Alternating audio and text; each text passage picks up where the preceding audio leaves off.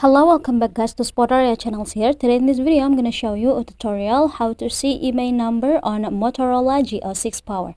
But before it, I hope you guys click subscribe and the bells button below to support the channel. And yeah, now without any further ado, let's get started with the video.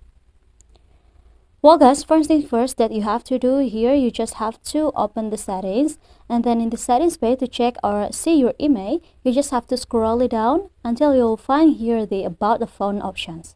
Tap on it. Now go to the device details here, and then here to see your Imei, you just have to scroll it down, and at the bottom you will see here the Imei 1 and 2, the first Imei and the second Imei. And here another ways to check your Imei, you just have to enter your code. You just have to go to the telephone options. Here I'm gonna open it, and now you just have to enter the code. The code is *#06#.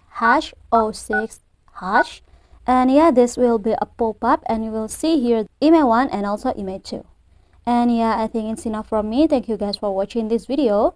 This is the tutorial how to see your Imei number. Don't forget to leave your like and comments below, and I'll see you soon on the next one guys. Goodbye.